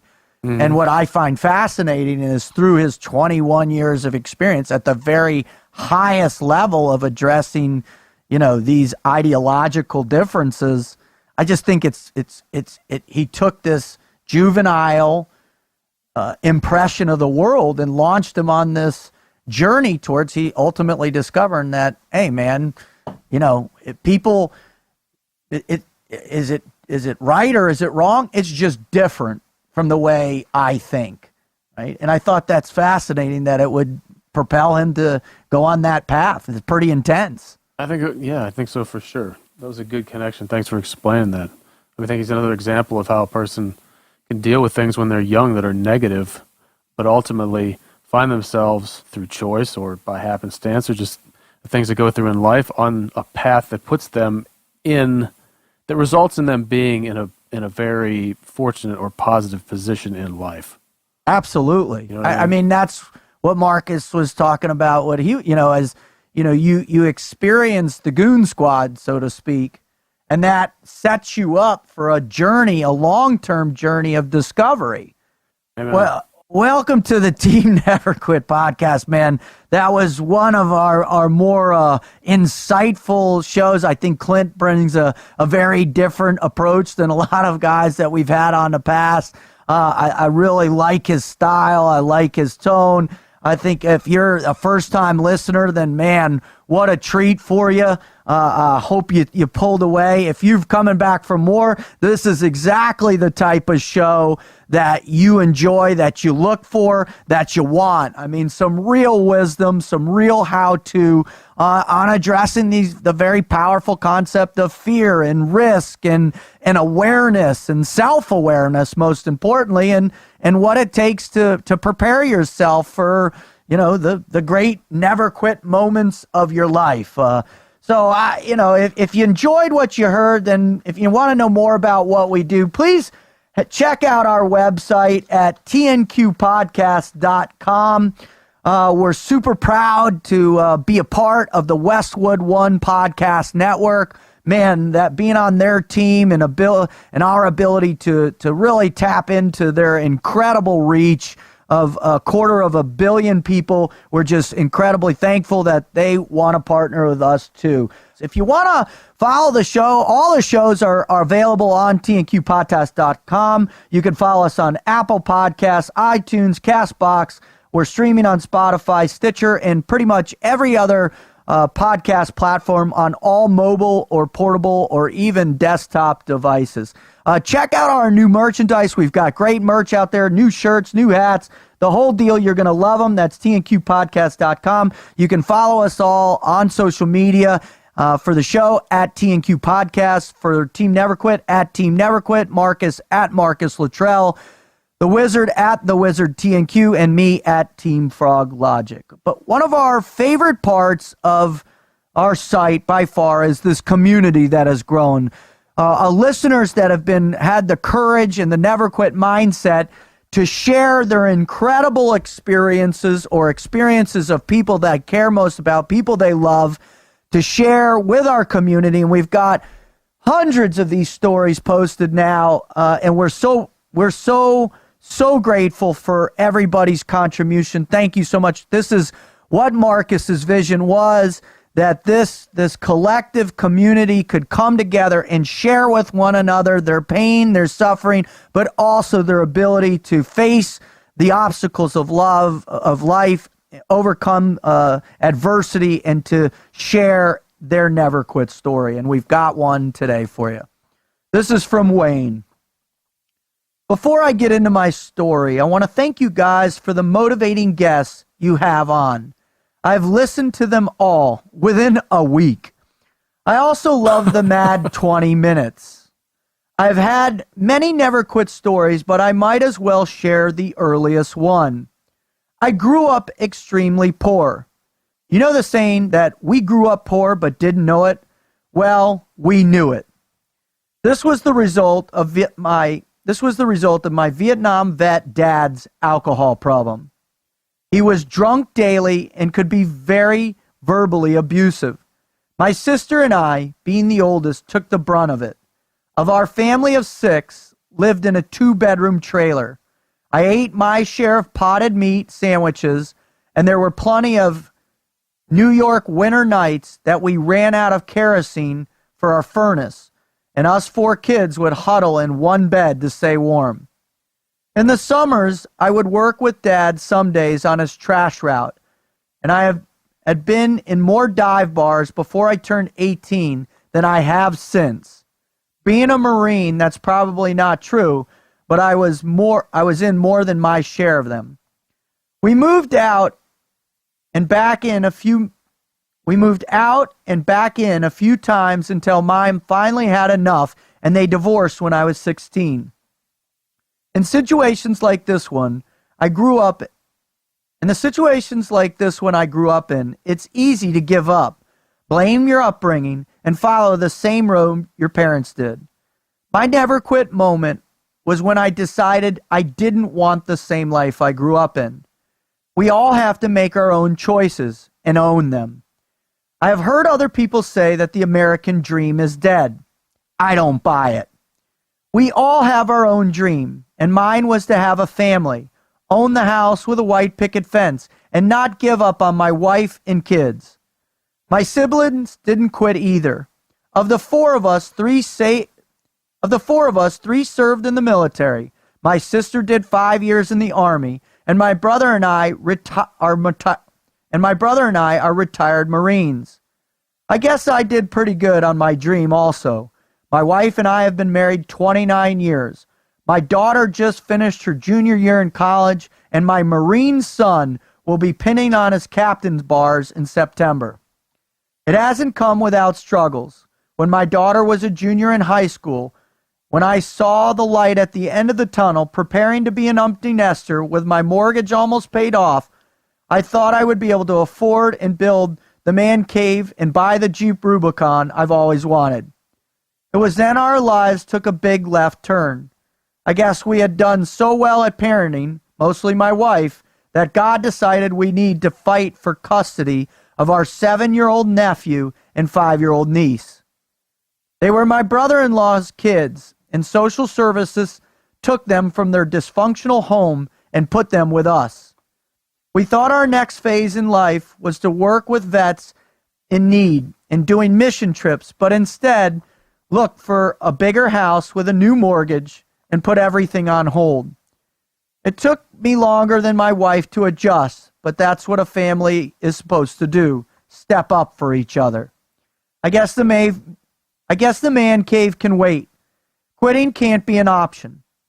Thanks for giving us a forum to share our stories. The picture I uploaded is my brother, my son, and myself. I'm on the far right. We had the honor of giving him his first salute the day this was taken. Semper Fi, brothers. Wow, Wayne, that's awesome, man. And you're right. It's about family. It's about friends. It's about doing the right thing.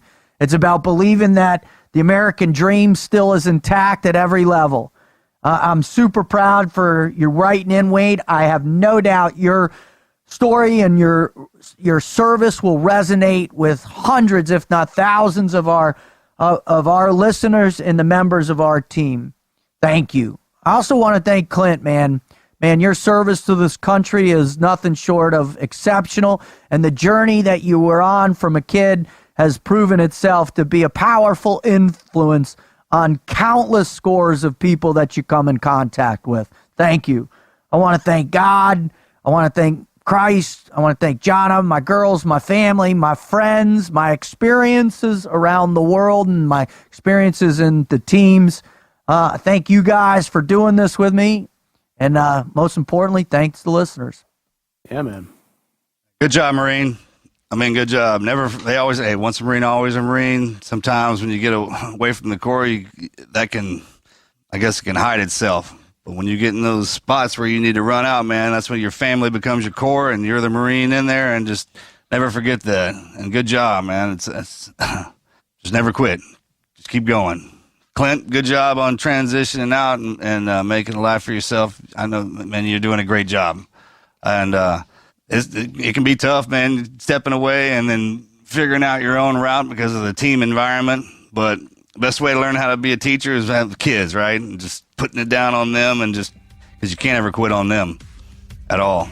And just take all of that and out. That gives you the perspective from what we were in the teams to the love component, right? Because you with your kids, you got to keep that away from them, that bad part. But thanks to everybody for coming back and bringing us back, man.